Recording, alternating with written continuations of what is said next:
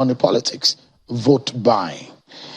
Does your party, the Labour Party, with Peter Obi leading the guard in your party, holding the flag of your party, do you have what it takes to be able to stand shoulder to shoulder with the so-called bigger political parties money-wise? Well, first of all, we have this our slogan, we don't give shishi. And it's a slogan that the Nigerian people gave to us. We did not even say it. It was the obedience that came up with that slogan. And what it means is that Nigerians are not going to succumb to the blackmail of vote buyers. They are tired. I've given you an example of my friend from Kebbi State, Comrade Dasama. He said the mother died and they told him he should not come home because of terrorists. His sister, the elder sister, died and they told him he shouldn't come home because terrorists will kill him. And he said after that, he discovered that no more. He has been voting tribe, he has been voting religion, but now he wants to vote for his freedom.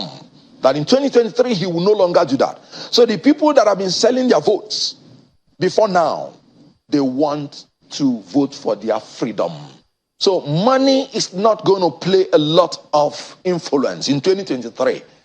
The obedience have made up their mind that they will not give shishi, and they don't accept shishi. Are your obedience enough to give you the kind of victory you envisage? Every Nigerian is obedient. Do not ask me.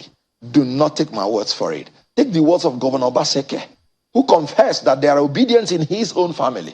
Take the words of some spokespersons of the other parties who scream that some of their staff are obedient. But the same Governor Obaseki said that the steam of the Labour Party will soon fizzle out. What do you want him to say in front of his presidential candidate when he is doing his campaign? Go and ask him again, and he will tell you that if there is anybody that his team has been extinguished completely, is that of Atiku Abubakar, who, of course, should have been disqualified by now by going to the north and making a genocidal statement that Northerners should vote for North only. This was what caused genocide in Rwanda, when Hutus were told that they should not support Tutsis because they are cockroaches. Atiku Abubakar went to the north and said Northerners should support only the people from the north. Not Yoruba, not Igbo. That is ethnic profiling. That's genocidal statement. Atiku knows he has failed. What he's trying to do now is to make sure he destroys our democracy after he has failed. And he should be called to order. INEC should be implementing Section 97 of the Electoral Act now on Atiku, because that's a criminal offense, trying to profile ethnic and religious groups. So it is Atiku Abubakar that I've always said he is very unfit to be president, and not only that he's unfit, he is now a threat to our democracy. It is him that when he launched his own campaign in Akwa Ibom, all of them were obi-centric. All of them were obedient. What other evidence do you want me to say? They were singing the redemption song Obi Kere Kere Renke in the flag off of PDP campaign.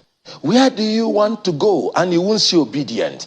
If I sample the people walking in this your studio, you just be shocked. That even inside the heart of Shehu Kimbaloye, he may just be obedient. In his heart, you're entitled to your thoughts. You may not just tell me.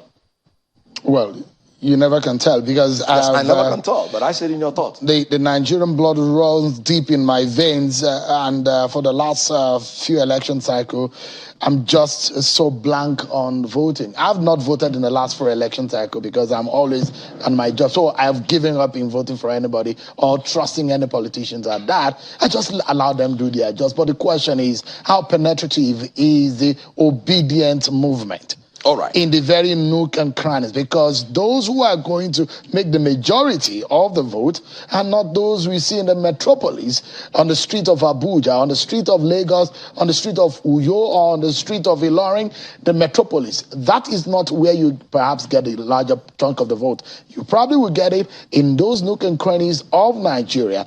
And if anything, by the figures of INEC is to go by, you look at 76.56% of youth population in the new 12 million registered voters. Out of that, you have 40.87%. That's over 3 million that are students. How much of that figure do you think you can lure to be obedient?